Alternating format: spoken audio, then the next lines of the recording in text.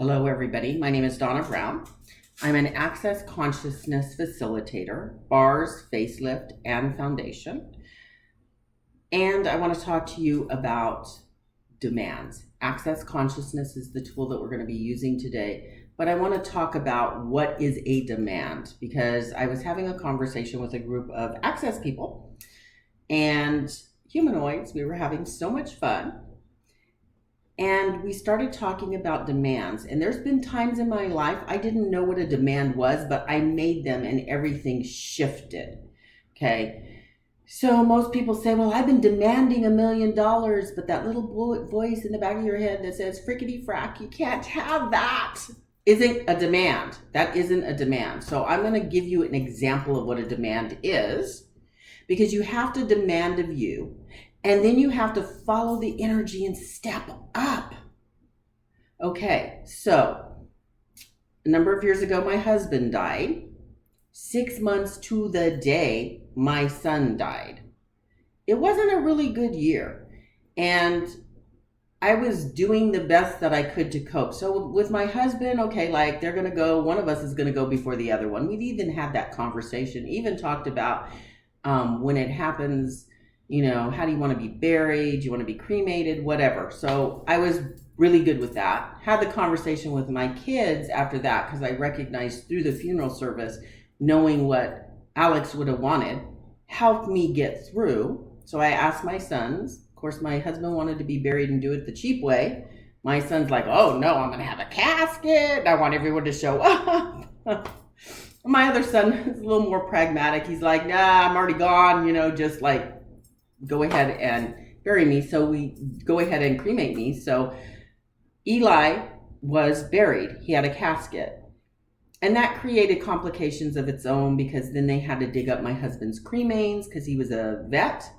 And they put the casket down for my son first, and then they put my husband's cremains on top of it. And in the military, you can get the plot for free. And of course, you know, you're paying for the rest of it. That's what we did. So it's about 3 months after my son died, maybe 4 months. And I realized, because when Jerry called, when my husband died, my boss was named Jerry. He calls and he says, take as much time as you need. And I said, Jerry, I'm going to be back to work tomorrow. And he's like, no, you can take as much time as you leave. And I'm like, I can be back. I'm going to be back to work tomorrow. I knew I had to get back up and start working. It was like, okay, wasn't easy, but I could do it. When my son died, Jerry called me on the phone and he said, are you okay? And I said, no. And he says, when are you planning to come back to work? And I said, I'm never coming back. And I meant it. Like I was just going to lay in my bed with the covers over my head, and I wasn't coming back to work. And he says, you have to come back. And I'm going to call you in a few days and you have to come back. Thank God for that man, because he recognized what was happening for me. So I ended up, to get to work, I literally had to use essential oils. So if you are in depression, ylang ylang and orange, you mix the two together and it actually takes you out of depression, right? So in the morning, my alarm would go off. I had this jar that I'd mix the ylang ylang and the ylang ylang and orange together. It smelled like shit to me. It was awful. I opened the jar, I'd sniff the jar, then I'd splash it on my chest. I hated the way it smelled, which made me jump out of bed and get in the shower. And then it was like, okay, I could go. So I'm still not really, I'm at work. I told my boss, me and my boss had an agreement, and I told Bob, you know, if I just disappear for a while, I'm going to my car to cry, because I'm not going to cry in front of people. So at random times, I just get up, leave, go cry, come back. And I started walking every night, and I was walking and crying and walking and crying and walking and crying. And I got really, really, really thin, you know. And then I realized, I came home one day, and this is when I made the demand. And this is what I'm talking about, a demand. It was a demand. I came home, I walked into my house, I realized nobody was there, okay? First time in my life. I grew up in a big family. I had roommates, then I had a husband, then I got divorced and I had kids. Then I got remarried and had a husband and kids. I had never, ever lived alone. Ever in my entire life. And I'm 40 something years old. I walked in the door and I'm like, hello, nobody, I'm home. Wah. And I mean, really, I was crying. I dropped to the floor. I'm like sobbing and sobbing and sobbing and sobbing and sobbing and sobbing and sobbing. And oh my God. And about 30 minutes into this, something shifted. I said, Donna Brown, get your ass up off the floor. There's nobody here, and you're going to have to figure this shit out. And I got up, and I wiped my tears, and I said, enough. And that was a demand. That is a demand. It's a demand of yourself to do something different. And every time you're not doing something different, you shift it. Within a week, I called my friend. I said, I can't match colors. I'm going to put colors on the wall because this wall behind me is not, it's a beigey color. And I bought the house and it was, that you can see the roof up there is white, wherever. But we had white everything because my husband was military. And oh my God, you can't paint the walls. I laughed. That's cute. He'd die if he saw the tree on my wall over there. Anyway, I decided, okay, this is my house now. I'm the only one that lives here. I'm going to do what I want to do. I went and got my friend. I couldn't match colors, so he matched. I said, I want a red front door. I'd always wanted a red front door. He got me the right red that matched the walls that I was changing. I had people come in. They started changing the walls. I started living my life again. I said, I have to go on. What do I need to do? What do I need to change?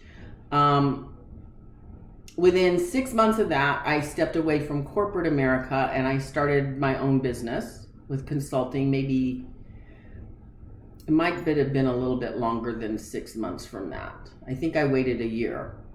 But my whole life changed. A demand. A demand is something you're demanding of yourself.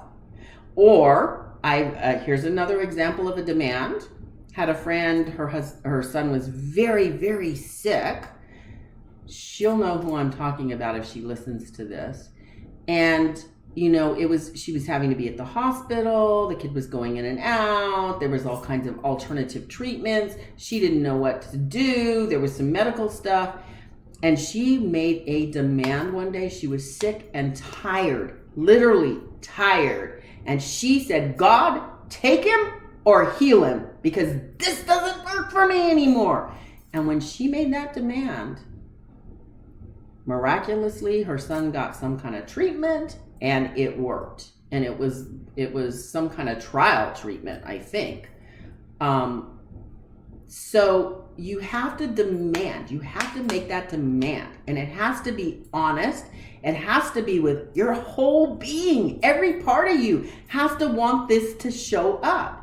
So people say, well, I demanded $1 million. Okay, if you make $11 an hour, chances are you don't really believe $1 million gonna show up. And that's not what you're demanding. You have to demand of you something to get forward, to step forward and live your life. It's about living your life. So, again, my name is Donna Brown. I'm an access consciousness facilitator, and we're talking about demands. So I challenge you, what are you going to demand of you today? What would you really like to see change? If you could have anything, what would that be? Many of us make these demands of stupid stuff that we don't really want, and then it shows up, and then we're like, ooh, I guess I wanted to be entertained because that was a shitstorm. Really consider what you want and then make your demand. The last demand I made, I was standing looking outside and I made a demand in the middle of coronavirus, and it was a crazy ass demand, and it actually materialized. Then when something shows up, I recognized, oops, maybe that wasn't really what I wanted. And I'm like, okay, universe, but I did want part of it.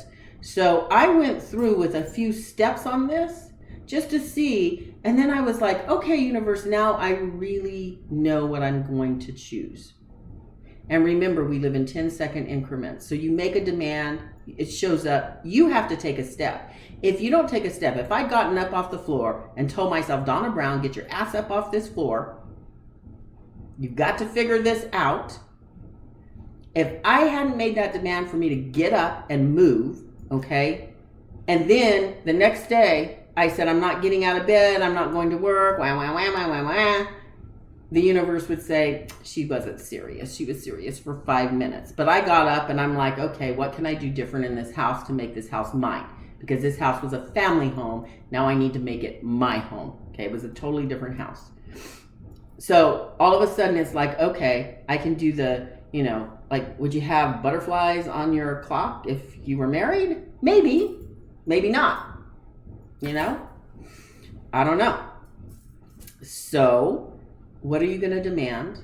And then follow through. That's the next step. You have to follow through. So please subscribe to my channel so I can tell you more crazy stories, so you get the point and you make the demand that you need to make today to shift and change and move forward in your life. I want the best for each and every one of you, and now I'm going to send you magic. See you next time.